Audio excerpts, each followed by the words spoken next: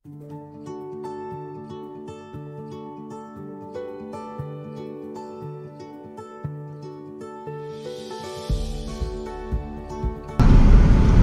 থেকে বেরিয়ে এখন আমরা যাচ্ছি কল্যাণেশ্বরী মন্দিরের দিকে।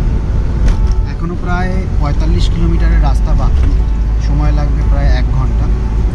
আর এই মুহূর্তে আমি যেখান থেকে যাচ্ছি, মানে গাড়িটা যেখান থেকে যাচ্ছে, সেই জায়গাটার নাম হচ্ছে নালা। এটা ঝাড়খণ্ডের কাছে একটা জায়গা। আর মোবাইলে কোনো নেটওয়ার্ক নেই, তো গুগল ম্যাপেও আমরা বুঝতে পারছি না যে নেক্সট টার্ন আমাদের কোন দিকে হবে। বেশ ইন্টারেস্টিং। আর চারিদিকটা একদম ফাঁকা। আমরা মাঝে মাঝে ছোটো ছোটো গ্রামের ভেতর থেকে যাচ্ছি, যেটা একটা আলাদাই এক্সপিরিয়েন্স দিচ্ছে। লোকজন প্রায় নেই বললেই চলে রাস্তায়, আর গাড়ি একদম স্মুথলি চলছে, রাস্তা একদম ফাঁকা। চলুন যাওয়া যাক কল্যাণেশ্বরী মন্দির।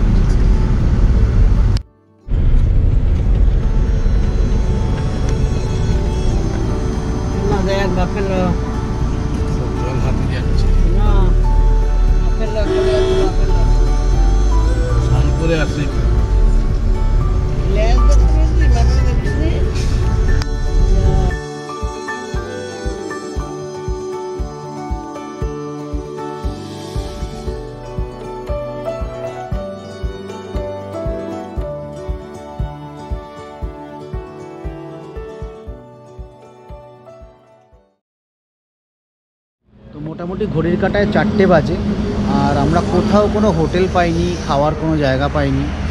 তারাপীঠ থেকে বেরোনোর পরে আমাদের একটা প্রবলেম হয়েছিল, যেটা গুগল ম্যাপে একটা কনফিউশন হয়ে গেছিলো। যে গুগল ম্যাপে অনেকগুলো কল্যাণেশ্বরী মন্দির দেখিয়েছিল, তো এক্স্যাক্ট যেটা সেটা হচ্ছে বরাকার কল্যাণেশ্বরী টেম্পল, যেটা মাইথন এবং মা কল্যাণেশ্বরী টেম্পল দেখায়। তো সেটাতেই আমাদের যাওয়ার দরকার ছিল। তো ফর্চুনেটলি অর আনফর্চুনেটলি আমরা যে ধাবাটা খুঁজে পেয়েছি, এবং সেই ধাবার সামনে এসে যখন আমরা জিজ্ঞেস করলাম, তখন ফাইনালি জানতে পারলাম যে আমরা মাত্র 3 কিলোমিটার দূরে আছি আমাদের ডেস্টিনেশন থেকে। মানে মাইথন ড্যাম এবং কল্যাণেশ্বরী টেম্পলের থেকে আমরা 3 কিলোমিটার দূরে আছি, এবং সেই সময় আমরা ধাবাটা খুঁজে পেয়েছি। আমরা যদি একটু পরে পেতাম তাহলে আমরা রাস্তাটা পেরিয়ে চলে যেতাম। তো যাই হোক, মায়ের আশীর্বাদ যে আমরা সময় মতো খুঁজে পেয়েছি মন্দির। তো এখন 4টে বাজে, আর খুব খিদে পেয়েছে। প্রায় 4 ঘন্টার ওপরে হয়ে গেছে জার্নি করছি। তো আমরা এই ধাবাটার সামনে দাঁড়িয়েছি, দেখতে পাচ্ছেন, সম্রাট হোটেল। এখানে একটু খাওয়া দাওয়া করব। লাঞ্চ তো হয়নি আমাদের, সেই ব্রেকফাস্ট করে বেরিয়েছিলাম তারাপীঠ থেকে। তো এখানে লাঞ্চ করে তারপর আমরা মাইথন ড্যাম হয়ে কল্যাণেশ্বরী মন্দিরের ওখানে গিয়ে একটা জায়গায় একটা হোটেল নেব, সেখানে থাকবো আজকে রাতে। কাল সকালে উঠে আমরা কল্যাণেশ্বরী মন্দিরে পুজো দেবো, এবং তারপর মাইথন ড্যাম ঘুরে কলকাতার জন্য রওনা দেবো। তো চলুন কিছু খেয়ে নেওয়া যাক, আর কি কি আছে খাবারে, কেমন খাবার সেটা আমি বলবো।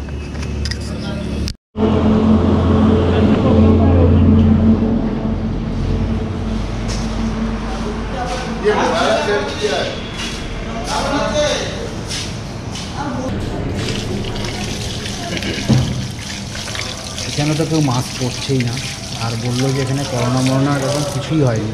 এটা কিছু মানেই না, যদিও এখানে লোকের আনাগোনা কম, কিন্তু মাস্ক এখানে কেউই পরছে না। তো আমরা হোটেলের ধাবার পেছন দিকটা চলে এসেছি। দেখুন জায়গাটা বেশ ভালো।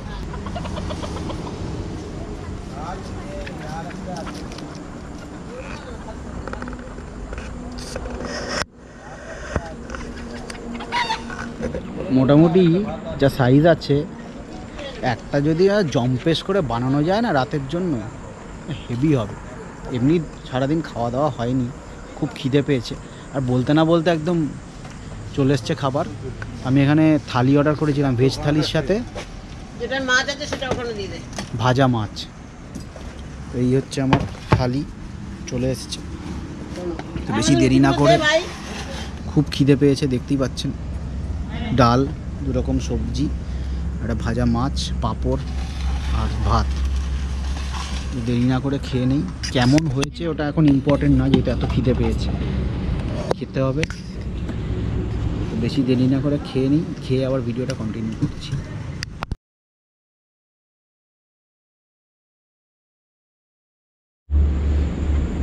তো মোটামুটিভাবে খাওয়া দাওয়াটা হয়েছে, খুবই ভালো লেগেছে খাবার। ভেজ থালি, তার সাথে একটা ভাজা মাছ, আর আমি তড়কার সাথে রুটিও টেস্ট করেছি। তড়কাটা খুব ভালো করেছে, আর ডিমের অমলেট জাস্ট ফাটাফাটি। এত খিদের মধ্যে তো এমনি খাবারের টেস্ট ভালো লাগে, কিন্তু সত্যি খাবারটা ভালো করেছে, একদম সিম্পলের মধ্যে হালকা খাবার। তো আপনারা যদি এদিকে আসেন এখানেও ট্রাই করতে পারেন। আর ধারে কাছে কোনো ধাবা অথবা হোটেল আমি পাইনি। তো যাই হোক, মোটামুটি খাওয়া দাওয়া কমপ্লিট। এবার আস্তে আস্তে গাড়ির দিকে এগোবো।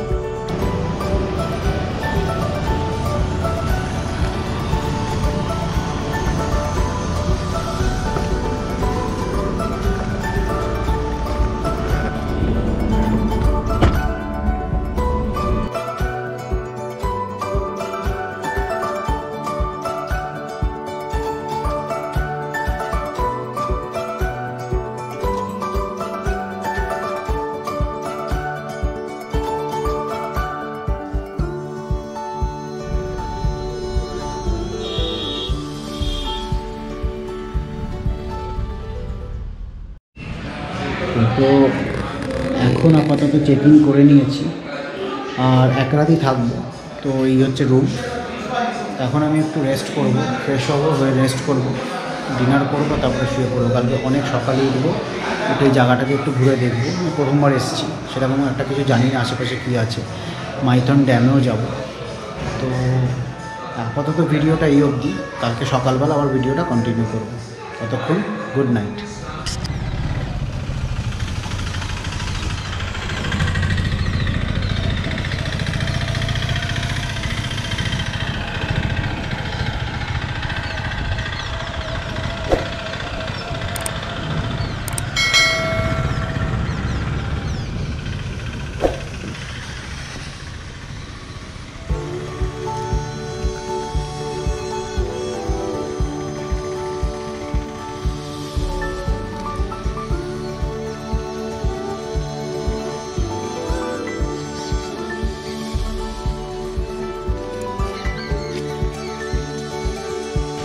Good morning. কাল রাতে আমাদের পৌঁছাতে 6:30 বেজে গেছিলো, এবং তার জন্য আমি আর হোটেলের কোনো কিছু দেখাতে পারিনি, কারণ এখানে খুবই অন্ধকার ছিল। আর হোটেলের রিনোভেশন চলছে, মোটামুটি এখানে সব হোটেলেরই রিনোভেশন চলছে। 7-8 মাস পর সব খুলেছে এক একটা হোটেল। তো এই হোটেলটারও রিনোভেশন চলছে, তাই কালকে রাতে আর কিছু দেখাতে পারিনি। জাস্ট হোটেলের ভেতরে একটা ছোট ভিডিও করেছিলাম, সেটা দেখিয়ে দেবো একটু পরে। তো বাই দ্য ওয়ে, এটা হচ্ছে হোটেলটা, মা কল্যাণেশ্বরী লজ, আর এদের নিজস্ব রেস্টুরেন্ট আছে ভেতরে। তো মোটামুটি আমরা এখানে রয়েছি। আর সকালবেলা আমি ট্রাই করেছিলাম খুব সকালে উঠে জায়গাটাকে এক্সপ্লোর করা, কিন্তু এত ঠান্ডা ছিল যে আমি বেরিয়ে আর ব্লগ করতে পারিনি। তো এখনও খুব ঠান্ডা লাগছে, আর বৃষ্টি পড়ছে, তাও আমি ছাতা নিয়ে চলে এসেছি বাইরে, যে হোটেলটা যেন আমি ঠিকঠাকভাবে তুলতে পারি। আমরা এখানে 3টে রুম নিয়েছি, আপনি দেখতে পাচ্ছেন। এই রুমটা একটা আমার রুম, আর ওপাশে আরও 2টো রুম আছে। মোটামুটি সব রুমেই ব্যালকনি আছে। এটা ফ্রন্ট সাইড, ব্যাক সাইডেও আপনার রাস্তা আছে, সেখানেও ব্যালকনি আছে। এখন মোটামুটি সকাল 7:30 বাজে। একটু আগে ঘুম থেকে উঠেছি, এত টায়ার্ড ছিলাম। কাল রাতে খুব তাড়াতাড়ি ডিনার করে নিয়েছিলাম, 9টার সময় রুটি আর চিকেন খেয়েছিলাম। আর সত্যি কথা বলতে এত সুন্দর রান্না এখানে। কাল রাতে ডিনারটা একটু তাড়াতাড়ি করে নিয়েছিলাম, মোটামুটি 9টা 9:30টার মধ্যে, আর 10:30টার মধ্যে ঘুমিয়েও পড়েছিলাম। আর ডিনারে রুটি আর চিকেন খেয়েছিলাম, অসাধারণ রান্না ছিল। এদের নিজেদের রেস্টুরেন্ট আছে, তো সেখানেই আমরা খেয়েছি, বাইরে যাওয়ার দরকার পড়েনি। আমি একটু পরে হোটেলে একটা ট্যুর দেবো, সেখানে রেস্টুরেন্ট এবং হোটেলের ইন্টেরিয়ারটা দেখিয়ে দেবো। তো ওভারঅল মোটামুটি এখন অবধি ঠিকঠাকই আছে সব। বৃষ্টিটা আনএক্সপেক্টেড, তাই জন্য ভাগ্যিস একটা ছাতা আনা হয়েছিল, তাই ব্লগটা করতে পারছি বাইরে বেরিয়ে। তো আমি রেডি হয়ে নিই, আর তারপর আমাদের টাইম হয়ে যাচ্ছে কল্যাণেশ্বরী মন্দিরে গিয়ে পুজো দেওয়া। তারপরে আমাদের প্ল্যান আছে মাইথন ড্যাম যাওয়ার, আর এখানে আরেকটা ড্যাম আছে, সেটাও যাওয়ার চান্স আছে। বাট মাইথন ড্যামে গিয়ে ভেবেছিলাম বোটিং করব, আরেকটা ছোট আইল্যান্ড আছে, সেখানে যাওয়া যায় বোটিং করে। স্পিড বোট আছে, এমনি নর্মাল প্যাডেল বোটও আছে। জানি না কতটা হবে সেটা, কারণ এরকম বৃষ্টি পড়লে তো বোটিং করা যাবে না। তো ঠিক আছে, আমি রেডি হয়ে নিই, আর তারপর ব্লগটা কন্টিনিউ করছি।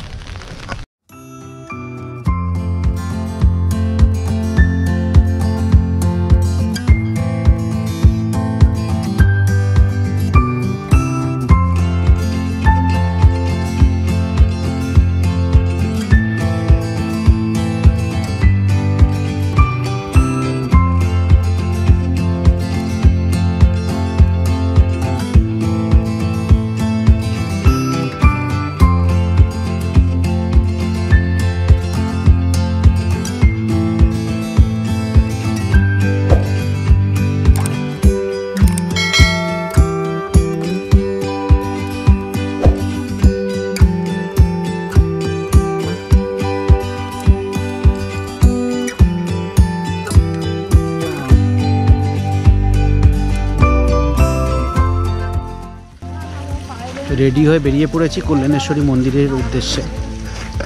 আমাদের যে হোটেল আছে সেখান থেকে ওয়াকিং ডিস্টেন্সেই কল্যাণেশ্বরী মন্দির, তাই 5-6 মিনিট লাগবে হেঁটে যেতে। খুব ভালো লোকেশানে হোটেলটা, আর পাশাপাশি অনেক হোটেলই আছে পরপর, এগুলো সব পরপর হোটেল। তো চলুন যাওয়া যাক কল্যাণেশ্বরী মন্দির। ওয়েদারটা একদমই অন্যরকম, এখানে বেশ ভালো ঠান্ডা আছে, আর সকাল থেকে মোটামুটি 3-4 ঘন্টা জোরে বৃষ্টি হয়েছে, তাই জন্য ওয়েদারটা একটু মানে ধোঁয়া ধোঁয়া টাইপের হয়ে রয়েছে, মনে হচ্ছে কুয়াশা পড়ছে। তো চলুন যাওয়া যাক কল্যাণেশ্বরী মন্দির।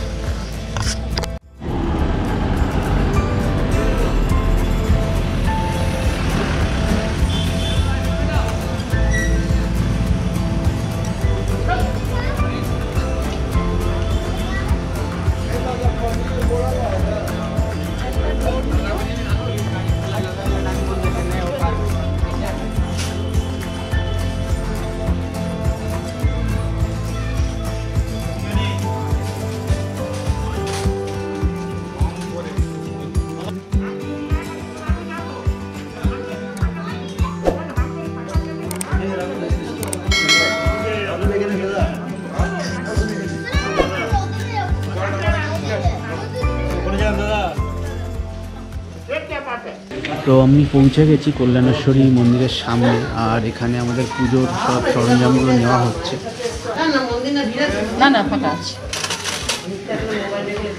তো মন্দির একদমই ফাঁকা আছে, যেরকম আমি বলেছি এখন ঈদের পরে সবে সবে এই জায়গাগুলো রিনোভেট হচ্ছে, আর তো আস্তে আস্তে যত দিন যাবে ডিসেম্বর মাস পড়লে আরও ভিড় হতে শুরু করবে। তো লাকিলি আজকে মন্দির ফাঁকাই আছে, তো পুজো দিতে বেশিক্ষণ টাইম লাগবে না। তো চলুন ভেতরে যাই, গিয়ে পুজোটা দিয়ে নিই।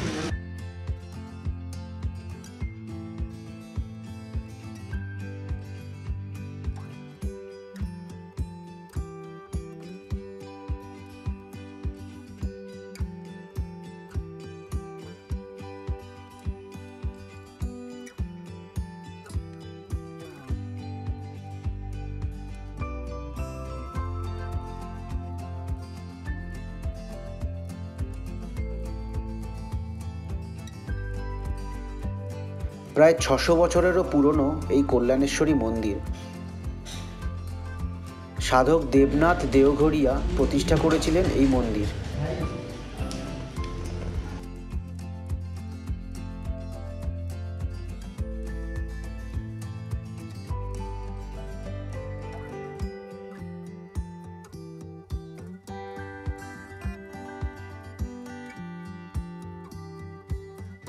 আসানসোল থেকে মাত্র 18 কিলোমিটার দূরে অবস্থিত এই কল্যাণেশ্বরী মন্দির কিন্তু খুব প্রসিদ্ধ ভক্তদের কাছে। বহু দূর দূরান্ত থেকে ভক্তরা আসে তাদের মনস্কামনা পূরণের জন্য, এবং এখানে এসে তারা এই 600 বছরেরও পুরনো গাছটিতে ডোর বেঁধে দিয়ে যায়। মনস্কামনা পূর্ণ হলে তারা এসে ডোর খুলে দেয়।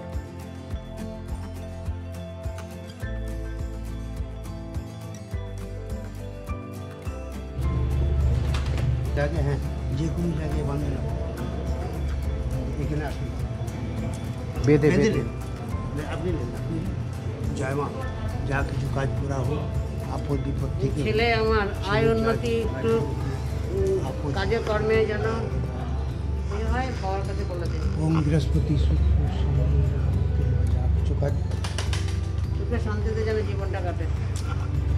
বাবার কাছে প্রণাম করছে।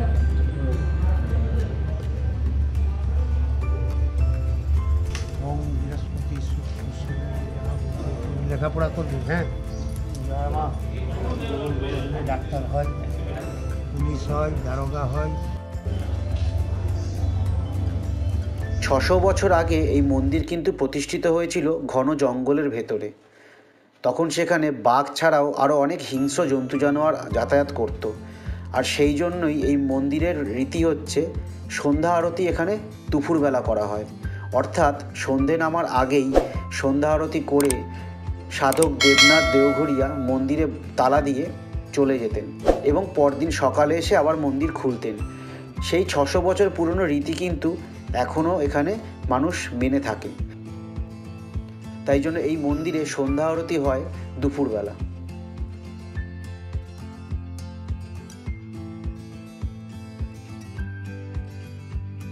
কল্যাণেশ্বরী মন্দিরের পেছনের দিকে বয়ে যাওয়া চাংনা নদীর থেকে তৈরি হয়েছে একটি ঝর্ণা। এই অদ্ভুত প্রাকৃতিক সৌন্দর্য দেখে আপনার মন কিন্তু একদম ভরে যাবে। মন্দিরে পুজো দেওয়ার পরে মন্দিরের পেছনের দিকের এই দৃশ্য দেখে কিন্তু প্রত্যেকটি দর্শনার্থী খুব উপভোগ করেন।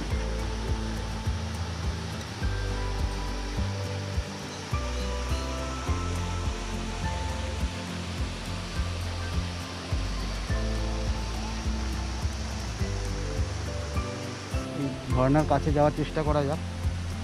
খুব স্লিপ হয়ে রয়েছে জায়গাটা, আর এখানে আমি ছাড়া কেউই নেই, এই মাছটাও খুলে নেওয়া যেতে পারে।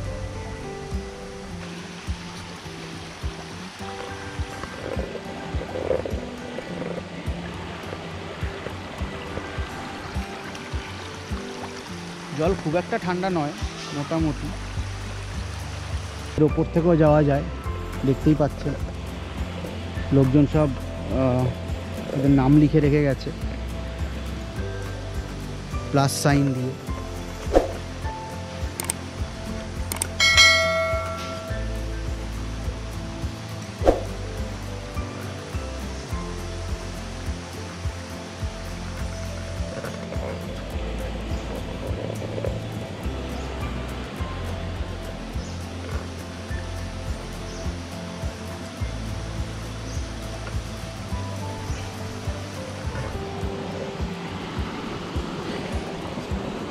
তো মোটামুটি এই পাশে চলে এসেছি, এই পাথরটার ওপর দিয়ে হেঁটে। আর এখানেও সব জায়গায় মোটামুটি নাম লেখা আছে।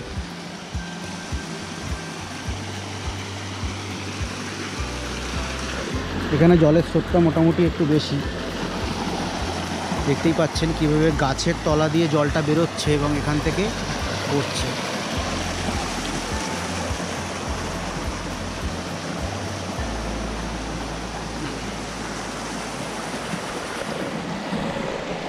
তো জায়গাটা কিন্তু বেশ ভালো, মানে এলে শুধু মন্দিরটা ঘুরে পুজো দেওয়ার পরেও আপনারা বেশ এনজয় করতে পারবেন।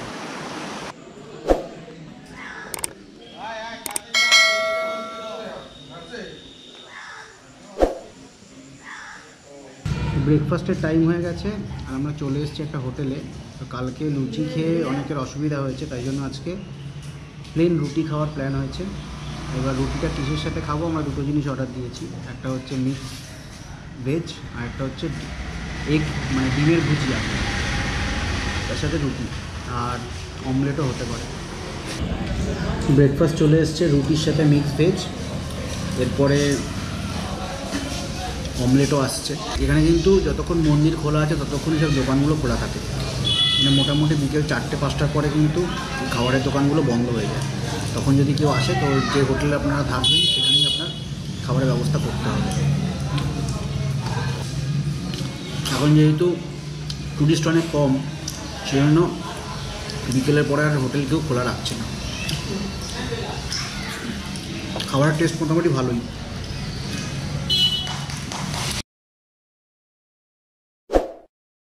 হোটেল থেকে চেক আউট করে আমরা রওনা দিলাম কলকাতার দিকে। তবে কলকাতা যাওয়ার আগে একটু ঘুরে নিলাম মাইথন ড্যাম।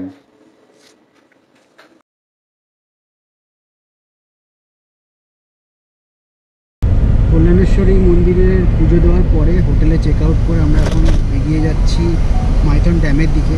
রাস্তা বেশ ভালো, দুদিকে জঙ্গল, গাছে ভরা, সবুজ, তার মাঝখান দিয়ে আমাদের গাড়ি যাচ্ছে। আর কোনো গাড়ি সেরকম একটা দেখা যাচ্ছে না।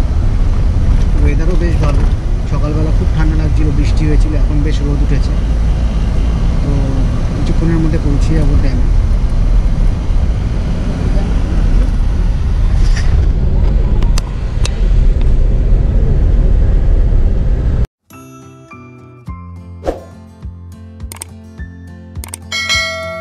কল্যাণেশ্বরী মন্দিরের থেকে এই মাইথন ড্যামের দূরত্ব মোটামুটি 10 মিনিট।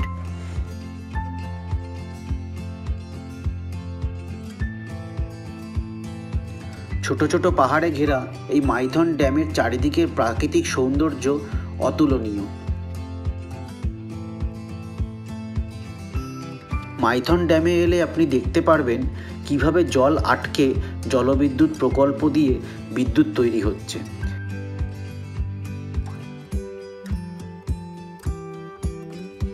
এছাড়াও এখানে এলে বোটিংয়ের ব্যবস্থা আছে। ছোট নৌকা অথবা স্পিড বোটে করে আপনি বোটিং করতে পারেন।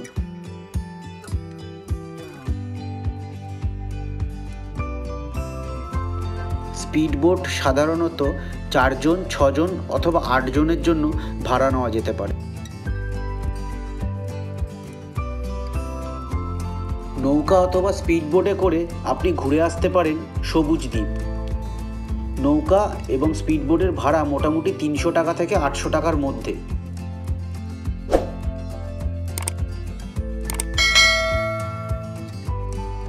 এছাড়াও এখানে একটি মিলেনিয়াম পার্ক এবং একটি ডিয়ার পার্ক আছে। ডিয়ার পার্কে মোটামুটি 400 থেকে 500 হরিণ আছে।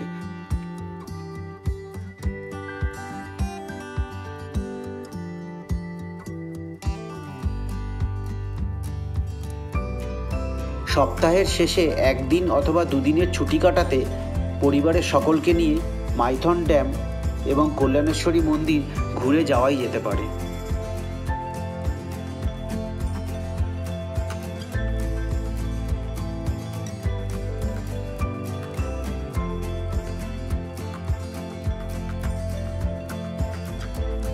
আশা করি ভিডিওটি আপনাদের ভালো লেগেছে, আর ভালো লেগে থাকলে ভিডিওটি অবশ্যই লাইক করবেন, আর কমেন্ট সেকশানে আমাকে জানাবেন আপনাদের কি কি সাজেশন আছে এবং কোন কোন জায়গার ভিডিও আপনারা দেখতে চান।